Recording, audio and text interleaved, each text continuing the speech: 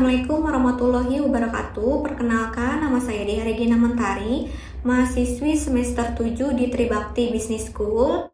Video ini saya buat untuk memenuhi tugas mata kuliah Sistem Informasi SDM dengan dosen pengampu Bapak Redi Adi Saputra, SEMM. Pada pertemuan kali ini, saya akan mempresentasikan mengenai manajemen berbasis data. Di sini saya akan menjelaskan pengertian sistem manajemen basis data adalah perangkat lunak sistem yang memungkinkan para pemakai membuat, memelihara, mengontrol, dan mengakses sumber data dengan cara praktik dan efisien.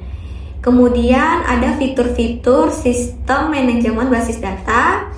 Yang pertama ada keamanan, pengamanan data yang baik, membuat data tidak mudah diakses oleh orang yang tidak memiliki hak akses. Yang kedua, independensi. Sistem manajemen basis data menjamin independensi antara data dan program aplikasi. Data tidak bergantung pada program yang mengaksesnya karena strukturnya dirancang berdasarkan kebutuhan informasi, bukan berdasarkan struktur programnya. Ketiga, ada integritas. Dapat mengelola file-file berupa data serta relasinya, tujuannya agar data selalu dalam keadaan valid dan konsisten. Yang keempat, data sharing. Data dapat diakses secara bersamaan oleh beberapa pengguna. Yang kelima, pemulihan.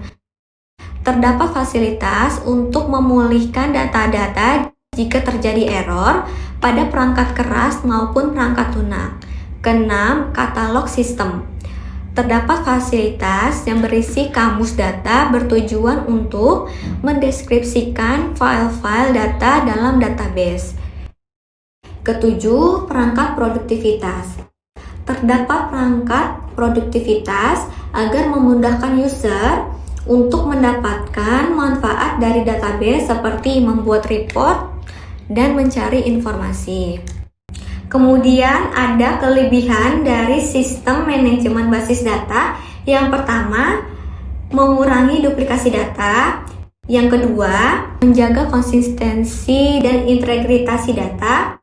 Yang ketiga, meningkatkan keamanan data. Yang keempat, meningkatkan efektivitas dan efisien penggunaan data. Yang kelima, memudahkan pengguna dalam menggali informasi dan kumpulan data. Yang keenam, layanan backup dan recovery data. Yang ketujuh, mengurangi konflik antar pengguna data. Kemudian ada kekurangan dari sistem manajemen basis data.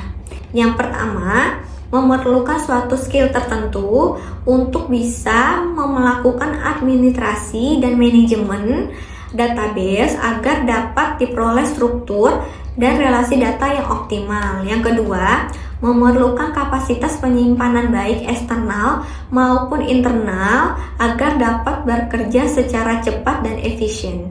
Yang ketiga, harga DBMS relatif mahal. Yang keempat, kebutuhan akan sumber daya biasanya cukup tinggi. Yang kelima, apabila gagal menjalankan misinya, maka tingkat kegagalan menjadi lebih tinggi karena banyak pengguna yang bergantung pada sistem ini. Kemudian terdapat dua bahasa dalam sistem manajemen basis data. Yang pertama, DDL, Data Definition Language, yaitu untuk mendefinisikan struktur data untuk melakukan perintah tertentu. Contohnya, create untuk membuat tabel baru di mana terdefinisi file data dengan tipe dan panjangnya.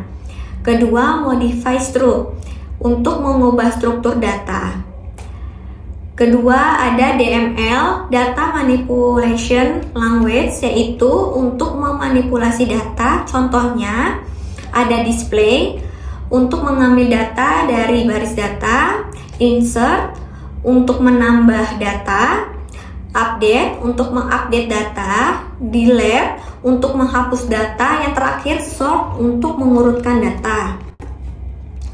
Kemudian ada macam-macam software software sistem manajemen basis data, yaitu yang pertama ada Oracle, terus Microsoft Access, MySQL, Microsoft SQL Server, terus ada SQLite, PostgreSQL. Kesimpulan dari presentasi ini, pada intinya, sistem manajemen basis data sangat berguna untuk membantu kita mencari informasi yang dibutuhkan secara praktik dan efisien dan tidak perlu pusing dengan tumpukan data yang kurang relevan. Sekian presentasi dari saya. Semoga bermanfaat. Terima kasih. Assalamualaikum.